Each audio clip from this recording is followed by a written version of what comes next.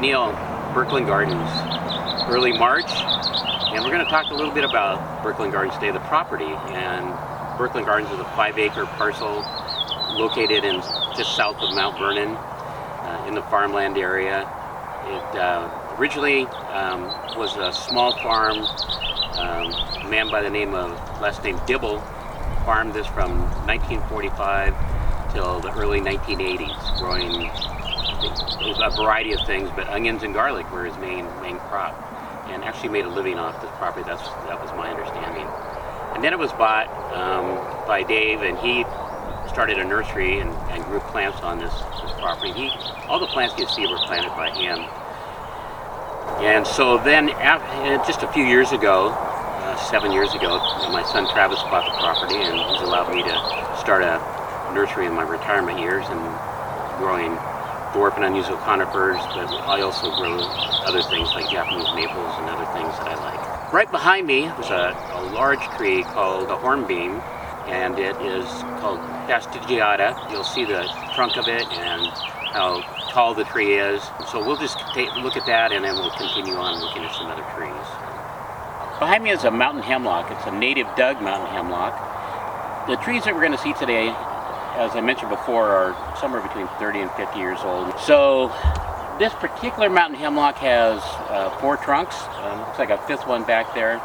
Rough bark, and it nice lacy foliage, and it's very desirable because of what we call movement, or the bends in the trunk. And so very nice tree fill landscape and slow growing.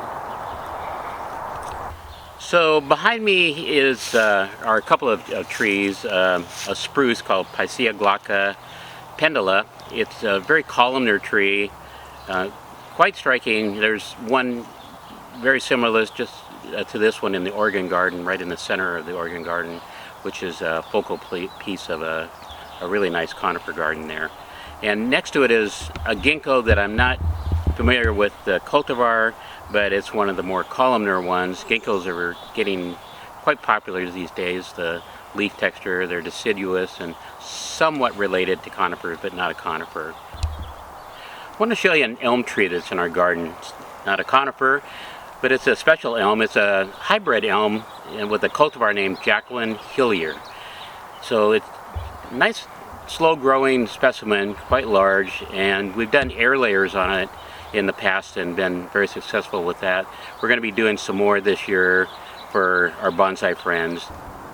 There are 3 trees behind me that we're going to talk about now. In the distance there's what's called a dove tree, and it's an interesting tree. The flowers, it's not an actual flower, but it's more of a bract, and it comes out white, and it's similar to a dove look to it.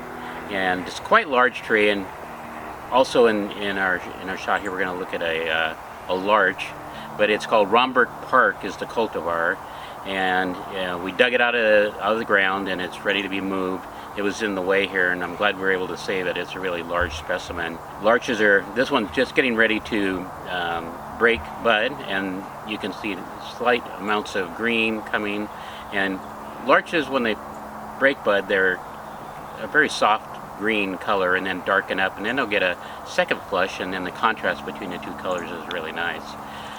And then we're also going to be looking at a Japanese white pine that I've been styling for a while, more of an aesthetic pruning, and we'll talk about, you'll be seeing me doing a little bit of pruning on some upper and lower branches. So as I'm working on this, I'm looking for new growth. You want to do this in the spring before it breaks bud, and then the sap starts really flowing. So I'm looking for branches also that might be congested or going down. You can see that you want to be able to look through the tree to the trunk and to see this the branching. So taking off the center branch here, and then looking for, if I'm finding buds in here, there's a branch that's growing up. It's the same techniques that you would use in bonsai, reducing, the growth so that you can see branching and the interior of the plant, and then creating what bonsai people call ramification, and that's the branching.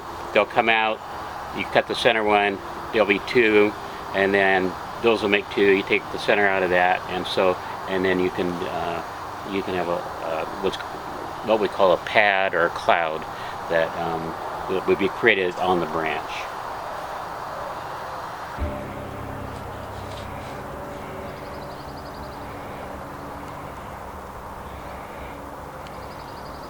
So I can graft these trees, and I have grafted this one this year by taking wood off, either 1 or 2 year old wood, even 3-year-old, but I'm looking for, I'm going to find something like this here.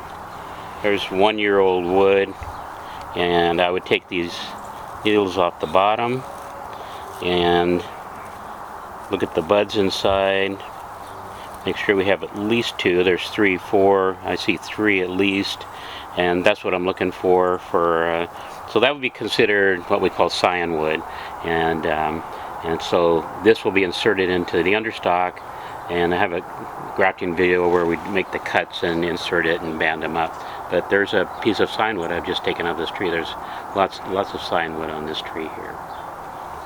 So I'm standing next to one of my favorite trees, and I have quite a few favorite trees, but it's pretty spectacular. It is a Douglas fir, or native, and I didn't know the cultivar name. It is a grafted tree. It's just called pendula, or pendulous form. It is a good 60 feet tall, 60 feet wide. All branches hang, in a pendulous form all the way to the ground, and it's just pretty spectacular. And we'll look at the trunk here also. It is a good sized trunk, a good 2 feet or more in diameter and caliper. So if you ever visit the property, I've shown many people this tree, and it's pretty spectacular, so you'll want to see it.